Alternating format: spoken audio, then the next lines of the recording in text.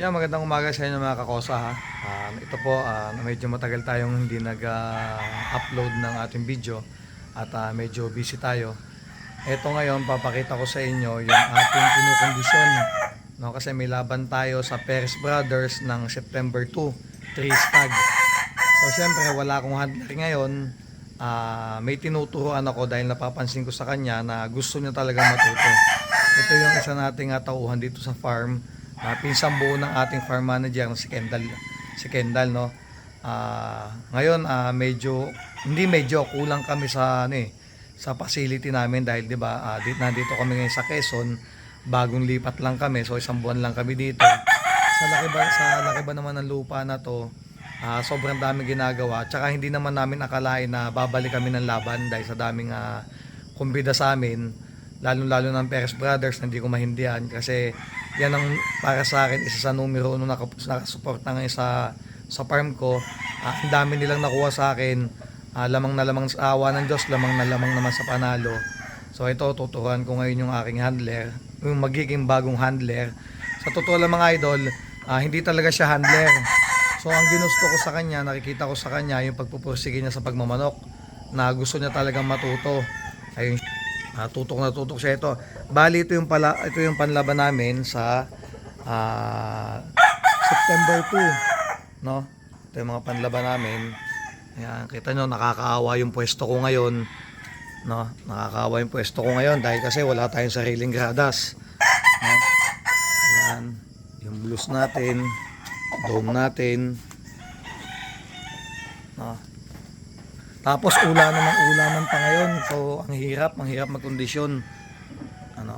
Pakahirap. Kung mapagmamasdan nyo, yan lang mga ilaw namin mga boss. Ayan. Yan ang mga ilaw namin. Hindi tayo sanay sa ganyan. Doon sa farm natin sa Agoncillo, kompleto tayo eh. Kompleto tayo doon sa may sarili tayong gradas. Okay yung gradas natin, masabi natin na komportable dahil ang sukat nun 24x24, so malaki. Ngayon ito tayo, nagtitiis sa maliit. Pero ngayong oras na to, nagagawa yung mga tao ko. Kapag masdan nyo, putahan natin. Yan mga boss, ito nandito tayo ngayon. Ito yung gagawin nating gradas. Yan. Ngayon, sinisimula na nila na gawan dahil gusto ko ngayong araw na to matapos yung gradas natin. Yan. So yan, dito natin ilalagay yung natin, yung pinaka lagay ng ilaw. Yan si Engineer Kendall, no, mga boss. Yan, ito yung gagawin nating gradas, no. Ayan, ito yung gagawin nating gradas. Ayan. So natin mga boss, kasi may laban din ako ng October 7 na big event, 4 stag, palaban ni Mr. Nice Guy, TJ Bertuccio, no, sa San Jose Cockpit. Kasi magandang labanan doon, nandun ang mga big boys. Nandiyan si Tose, Arman Santos, Jerry Ramos, kahit si Boss AA. Nandun na si Atong. Yan, Jaime Fantastic nandun. Kasi history daw yung laban na yun sa San Jose Cockpit, no, mga boss. Papakilala ko naman sa inyo ngayon yung gustong matuto, no? Kasi mas masarap turuan talaga to yung nakikita mo na yan, lagi ko siya nakikitang ganyan kada umaga, hawak ang manok, binabasa ang puwet. So, tinuturuan natin siya na maayos. Kami naman dito mga boss sa farm ko, conditioning namin napaka basic lang. Hindi ako more on na masarap na pakain. Ang gusto ko talaga is pointing. Saka yung manok nyo, wala namang masama dyan dahil may mga ika nga na matatang may pahipahiyang. Ako, mahilig din ako sa ganun. Tapos ako, hindi ko alam kung matutuwa ba kayo o maniniwala o maaasar. Ako, kinakausap ko kasi talaga yung manok ko na galingan mo, sana huwag kang magsugat pag nanalo ka, uwi ka ng buhay. Wala naman pong masama doon siguro, no? Kasi ganun po ako talaga. Yan, kaya sa awa ng Diyos lamang kami sa panalo, pero may natatalo. Ngayon, yan, kung mapapasin nyo, kami, nakakaawa yung facility namin ngayon, nakakaawa dahil kasi lalaban ka ng derby. kulang ka sa ilaw, no? Ngayon, pwede kaming umiscore ng maganda, pwede hindi, pwede kaming mag-champion, pwede kaming masiro. Pero syempre, unang laban ng tao ko, nung bata natin, ay para sa akin sana samahan kami ng swerte, no? Kaya para sa akin, kaya naman siguro basta matutok lang dahil siya katulad niyan. Itong bata tutok naman sa sa manok, no? Kada umaga ang ginagawa kasi mga idol, ako natutulog lang ako sa van kasi wala pa naman akong bahay dito. So sa van lang kami natutulog na asawa ko.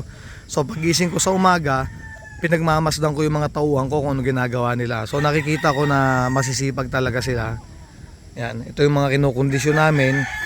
Ito ay 28 heads itong kinukondisyon namin ngayon. Nya pala, na ginagabayan ko lang, pinababayaan ko siya. Basta tinuro ko sa kanya yung ganito, bahala ka na. So tinitignan ko na lang kung tama ba o mali yung ginagawa niya. Kung medyo may kulang, sinasabi ko. Pero hindi ako tumututok. Siya pinatututok ko dahil kasi lagi ako may tiwala sa tauhan ko eh. Kasi kung may amo kasing medyo maligalig na hindi mawawala yon, medyo may maligalig, no, na amo na salita dito. Ako hindi naman po ako ganun. Alam na mga tauhan ko yan, hindi po ako ganun klase. Ako pag sinabi ko tama na yon, no, tama na yon pag sinabi kong ganito at nakikita ko naman na ginagawa nila at nagpupursige, bahala na kayo dyan, no? Yan, ganyan ako kasimpleng kaibigan. Kasi tsaka ang mga tao ko, hindi ko tinuturing na tauhan yan, kaibigan. Yan, kaibigan. Ito mga manok natin mga boss sa panlaban. Yan, so, puti, kalimitan puti at bulik, no? Kalimitan puti at bulik ang ating kinukondisyon. Yan.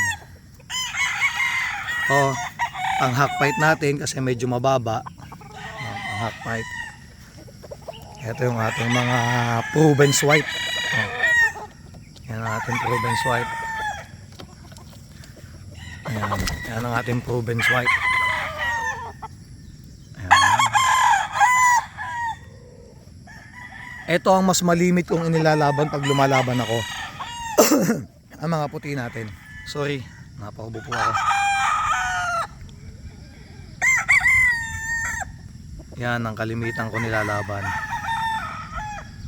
Yan. Hindi naman siya sabi ko na wala akong tiwala sa pula ko, no, pero sa ngayon talaga mga laging puti at bulik lang nilalaban ko. Ayan. Straight comb natin. Ayan sila. Ayan, straight comb natin, oh. Simula ngayon pag nagpungos ako, pag nakita nung ganyan, sa akin yan, pinapangit ko talaga yung straight comb natin. Lahat ng straight kung pupungusan na A&A, ganyan mangyayaring pungos, no? Ayan, pungos ganyan.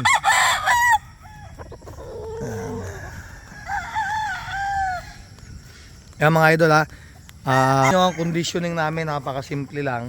Hindi ako makapakain, basta mas maganda mag-focus kayo na sa pointing ng manok, lalo sa dumi ng manok. Doon yung may babase kung okay yung yung takbo ng bituka niya, yung sikmura niya sa madalit sabi.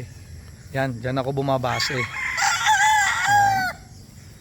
Matatawa nga kayo sa conditioning namin dahil isipin mo lumalaban kami dati ng big event. Ganun kasimple lang conditioning namin, pero nakakatsamba naman kami na nagka-champion, nag-runner up, first runner up sa WPC. Pero napakasimple dahil bumabangga kami kung kani-kanino dahil alam niyo naman sa WPC, hindi naman basta-basta ganun ang laban doon. Napakabigat din po. Uuwi ang manok mo, durog na din. Nakakatsamba naman po kahit papano. So may natatalo, may nananalo. Kaya kung makapansin nyo, halos puros puti lang at bulik ang manok dito. Ayan. Ayan sila. Pakilala ko sa inyo ang aking soon. Malay nyo, maka-champion, diba? Wala namang masama, nasa nangarap. Yan, ito si Robin. Yan si Robin. Yan. Kita ko naman kung gaano katutok niyan. Kada umaga nakikita ko pinapanggas na, kaya tuwan-tuwa ako, no? Tuwan-tuwa ako sa kanya na nakikita na ganun siyang kasipag. Ayan. Shoutout tayo ha, shoutout tayo sa mga PS Brothers. Kaya, tsaka sa mga ibang tropa dyan, nakalimutan ko na kung sino mga nagpapa-shoutout. Dahil sa medyo busy po talaga kami. Dahil sa laki ng farm natin ngayon, sa awa ng Diyos, hindi natin masakop. Kasi hindi natin masakop, ang dami ginagawa. Katulad nga, magbe-breeding season na nag-akyat kami ng babae ngayon sa battery cage. Namimili kami ng babaeng na pwede na isa lang. Medyo mahirap. Alam nyo mga idol, ang buenas ko lang talaga dito sa mga tauhan ko.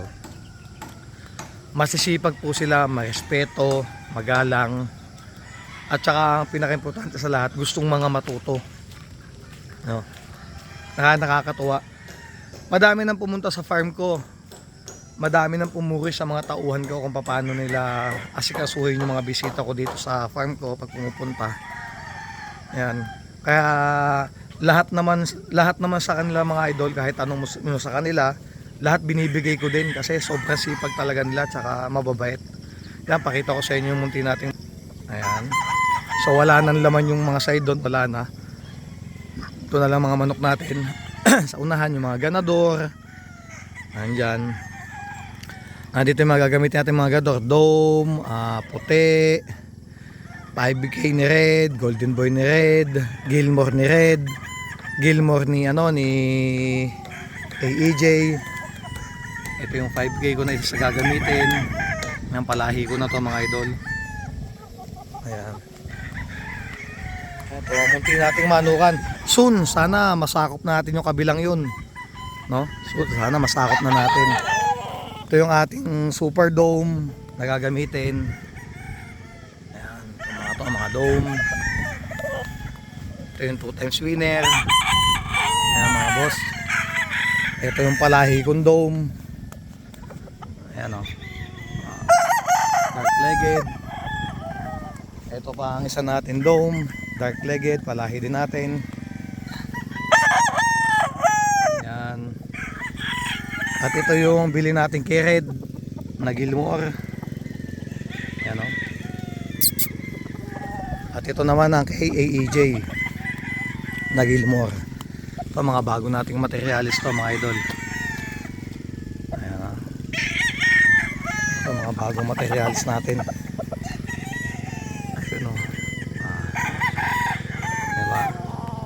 At ito ang mga puti nating ginamit ganador last year na sa awa ng Diyos lamang na lamang sa panalo. Isa sa makakapagpatunay dyan ng mga PS Brothers, silang mas madaming nailaban. Yan mga broodstag natin ngayon na gagamitin. Ayun pa sa ating broodstag na gagamitin. Gwapong gwapo. Sana magpanalo. Yan.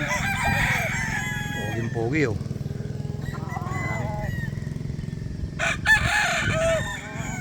Ayan siya. Ang mga bossing. At yung iba pa, ito pa isa. Palahi na natin yan. Ang mga gagamitin natin. Hindi ko napapakita kasi pangit yung mga ano natin, yung mga ganador natin yan. Lubin. Ayan. Yung kay Larry Romero, ito buo pa. Kay Larry, imported na Larry Romero, yellow-legged hatch. Ayan. Yung iba, mga ano na, mga lugo na. Lugo na sila. So kung mapapansin nyo yung tao ko, umagang-umaga, nagagas cutter na dito. Grabe mga boss ngayon, dahil maulan, ang bilis sumibol ng damo. 2 araw lang, nakasibol na. Yan maraming salamat po uli at ingat po kayong lahat. Ito po ang inyong kaibigang ANA or Kakosa. Sana po patuloy nyo po suportahan ng aking YouTube channel, syempre ang aking farm. At dun po sa mga gustong umorder na sa pahulugan system ko, hindi ko pa lang nako-content, paki-add na lang po ako, no? AENAGF. Add nyo po yung Facebook account kong yun. At dun po ako active sa account kong yun. Ano po? Maraming salamat po sa inyong lahat at sana po lagi yung pagpalain ng may kapal. Salamat po mga idol. Salamat po.